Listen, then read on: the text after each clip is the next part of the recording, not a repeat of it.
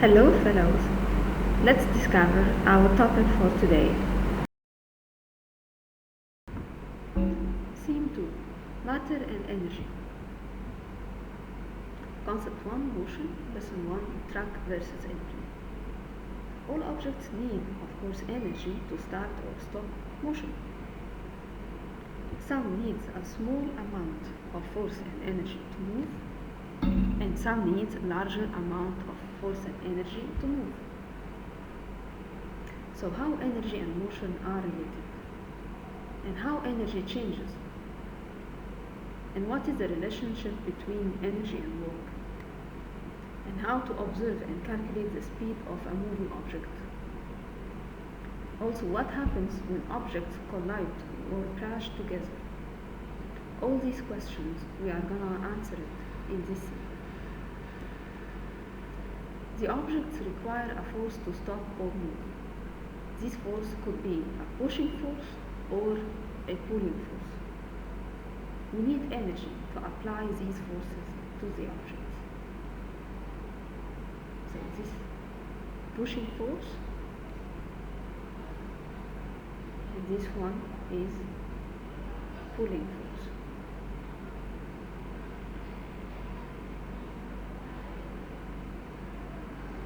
Also this pushing force. So we have two main types of force, push and pull. If you are pushing a toy car, do you need the same force to push a real car, or to push a bus, or even to push something named pulling force? Of course not. And if you are riding a bike, does it take the same speed of riding a motorbike? Of course not. A motorbike is faster. Also, is the truck faster or the same speed or slower than a jet airplane? Is it faster? Of course not. So which one is faster? Of course the jet airplane is faster than the truck. So truck versus airplane. The engines on a jet airplane are much more powerful than the engine in a truck. So jet airplanes fly much faster than moving trucks. But in a shockwave truck, it's totally different. Why? It has been fitted with 3 jet engines. It means that they use the engine of jet airplanes. Not only one engine, but 3 jet engines. That makes the shockwave truck reach speeds more than 500 kilometers per hour, which is about 5 times faster than the normal trucks. So how does this truck stop? Of course, it's too hard to stop. To stop this truck, engineers turn to the idea that is used in the rocket designs, where they installed 3 parachutes that the driver opens to help slow down the truck quickly. So there is 3 parachutes to slow down the truck, to stop it. Lesson 2, making things move. First, check your understanding, true or false. Number 1, the ball will move if the boy pushes it with his foot. Yes, true. Number 2, the door will move if the person doesn't pull it with his hand. Of course not. All objects around us cannot move without push and pull forces. A ball lying on the ground untouched does not move until someone pushes with his foot to make the ball roll. A closed door, untouched, does not move until someone pulls the handle with his hand to open the door. Can air provide enough force to move an object? Air can move the leaves of a tree by the wind blowing. So air can provide enough force to move an object. cart activity, some engineers fix fire extinguisher onto a cart. You know the fire extinguishers?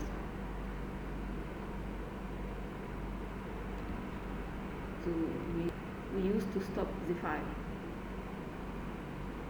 So they fix fire extinguishers onto a cart.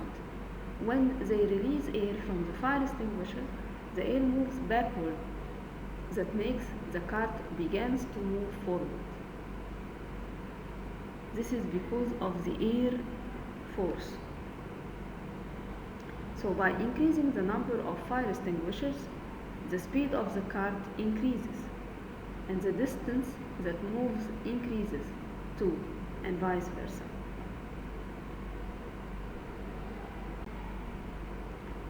So how do objects move? There are two forces that cause objects to move, which are pushing and pulling. Like these examples, a man pushes a wheelbarrow and a child pulls a toy car. The relation between motion with balanced and unbalanced forces. When children play a tug of war, know the game of tug of war? With a rope being pulled in two opposite directions. If the two teams are pulling the rope with equal forces, so the forces that act on the rope is balanced. No one can win this game because both forces are balanced, so the rope will not move. But if one team is pulling the rope with a greater force, so the forces that act on the rope is unbalanced, and the rope will move towards the team with the greater force. So in the second example, we have a group, a team with bigger force because there are four people pulling the rope. So they have, of course, a greater force. So the rope will move towards the team with a greater force. So the conclusion is there are balanced forces act on an object, so this object will not move. And if there are unbalanced forces act on an object, this object will move. So check your understanding, true or false. If an object moves, it means that the forces acting on it are balanced.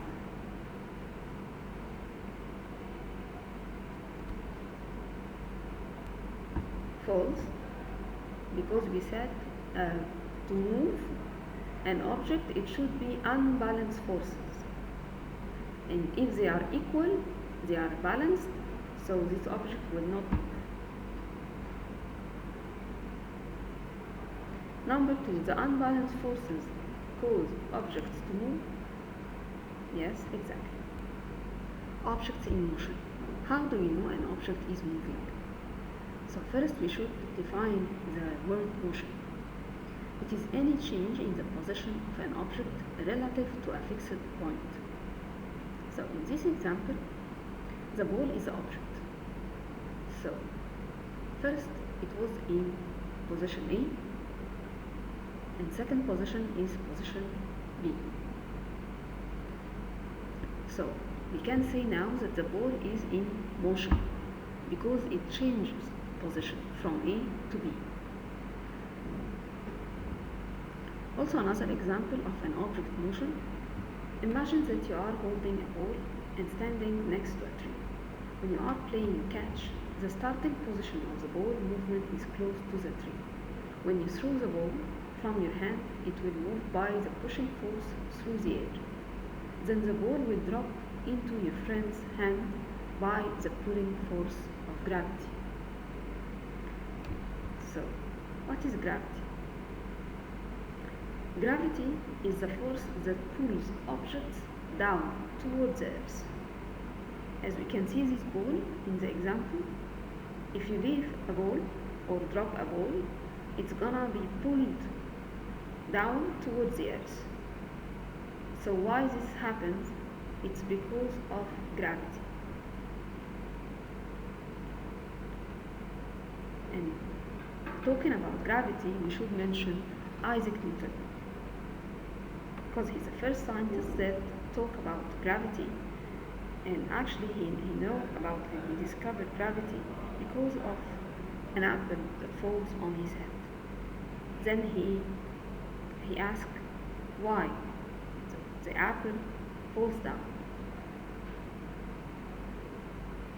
So completing the example, the pushing force of your friend's hand against the ball will stop, and the position of the ball changes relative to the tree.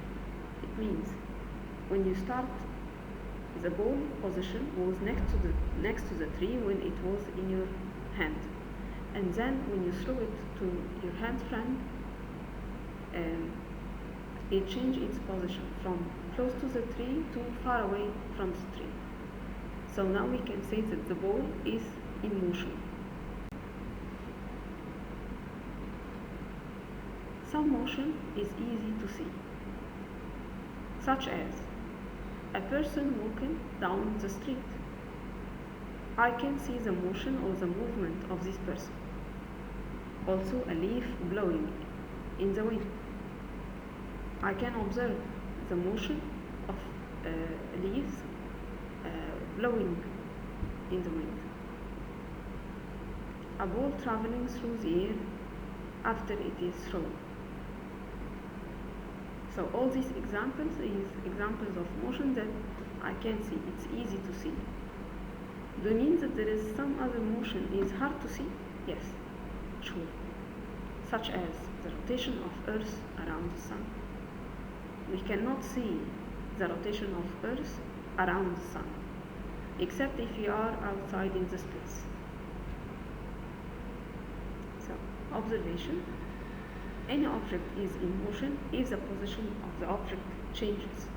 Even if this change cannot be seen, the change in position of an object is compared to something else that is not usually moving, or a fixed point.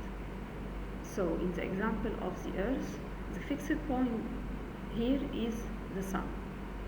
So the Sun is fixed and the Earth is rotating around it. So the Earth is in motion. Force, push or pull. Kicking a ball, it's a push or pull?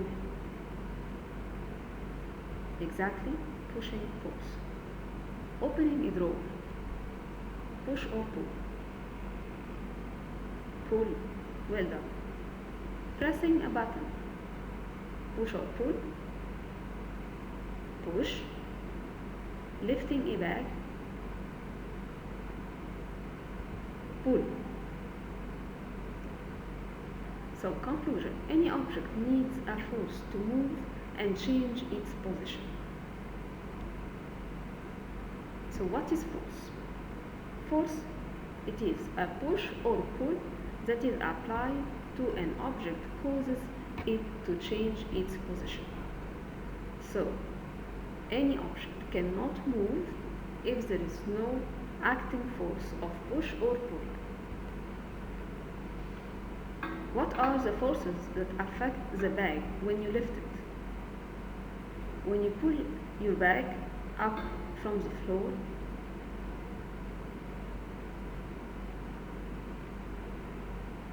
the force of gravity pulls your bag down. That's why you feel it heavy. Why? Because the gravity pulls it down, while your arm pulls it up. So how many forces now acting on the bag? Exactly, two forces.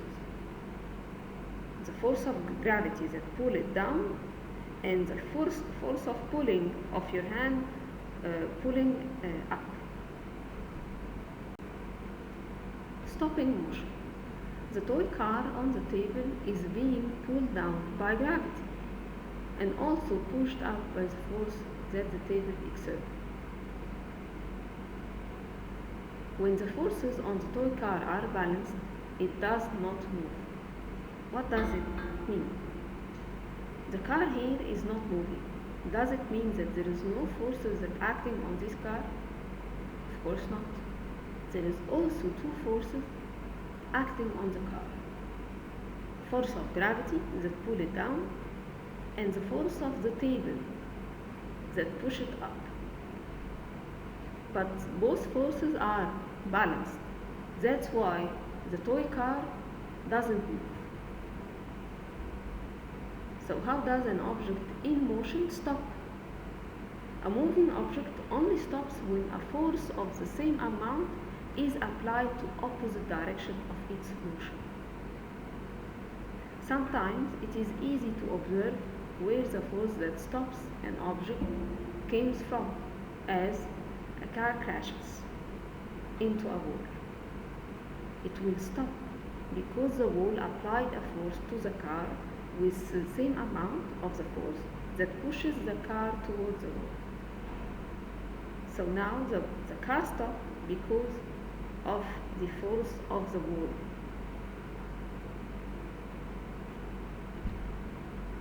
That act against the force of moving.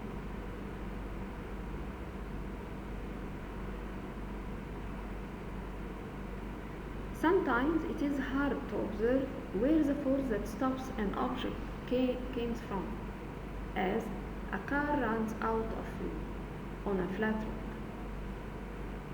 When you are in a car ride with your family and it runs out of fuel, so the car stops. So why the car stops? Because there is a friction force comes from friction or rubbing between the car tires and the road, and friction between the air that flows over the car against its surface. But what's the meaning of friction? Let's understand first the word friction to understand what happens here. Friction is the force that is exerted when objects rub against each other. When you rub any two objects together, it exerts this force, and we call it friction force. Friction force. So rubbing any two matter, it exerts friction force. So again, with the example of the force that hard to observe. So here friction force is hard to observe. It's hard to observe that there is friction force that stops the car. It seems like the car stops by itself. But no, it's not by itself. It's because of friction between the tires and the road, and also because of the friction between the air that flows against the car.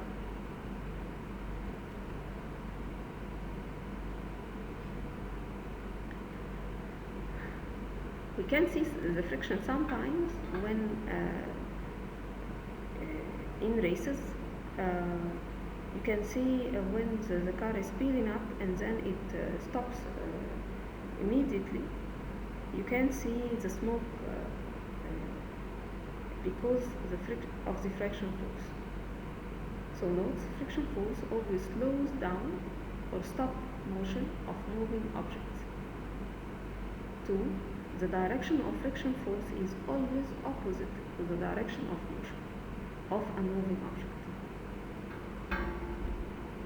So the friction is always in the opposite direction of motion.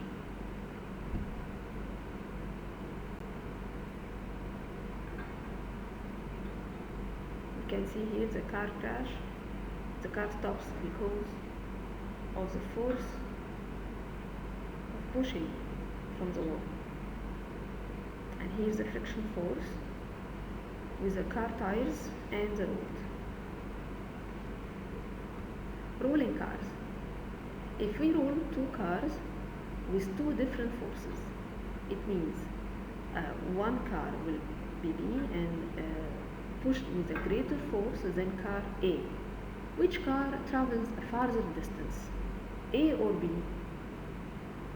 If B is pushed with a greater force, so this one will travel a farther distance. You have learned about the causes of motion. In this activity, you will explore the effect of applying different amounts of force to an object. And you can do this activity at home to see the effect of different forces on a toy car. Push a toy car hard from a starting point, starting now. Record the distance the toy car rolls by using the measuring ruler. Repeat step 1 and 2 several times and record the data in a table. Then find the average distance. Push a toy car very gently from the same starting point. Record the distance the toy car rolls. Repeat step 4 and 5 several times and record them in the table. Then find the average distance. Observation: the car moves a larger distance when it is pushed hard, as shown in the following table. Hard push distance, gentle push distance, the average distance. Conclusion: hard push causes object to travel a long distance. So hard push, travel long distance. Gentle push, travel small distance. Note: if the same force acts on a toy car and a toy truck, the car, the small object, will travel farther distance, and the truck, the bigger object, will travel shorter distance. So, true or false? A toy car travels a very small distance when it is pushed hard. Of course, this is wrong, because we said if you push hard, it travels long distance.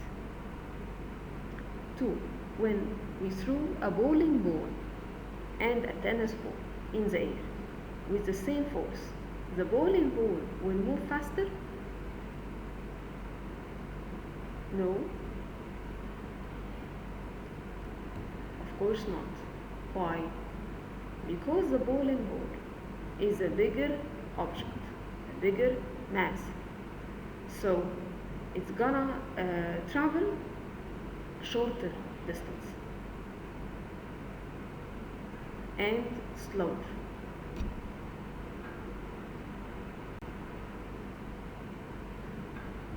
So finally, what is the relation between energy, work, and force?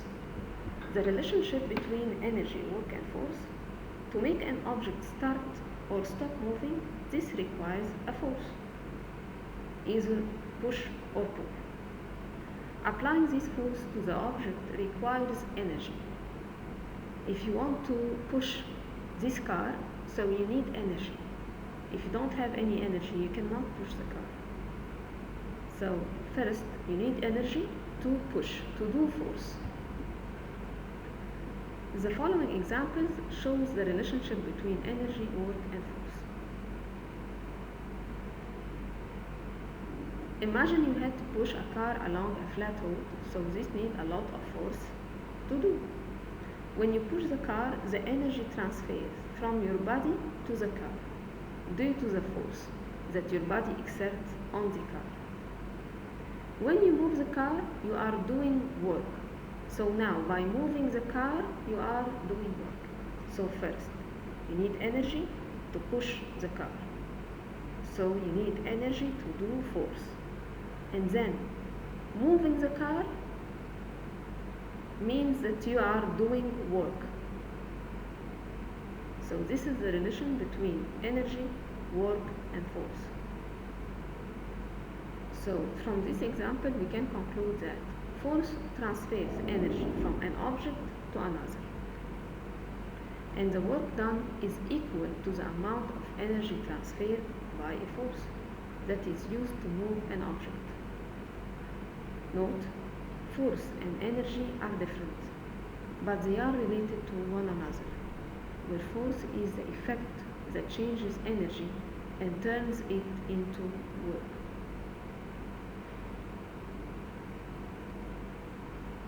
Complete. Number 1. To make an object start or stop moving, this requires, well done, require force, push or pull. Number 2. When you push a car and it starts to move, you are doing, exactly, you are doing work.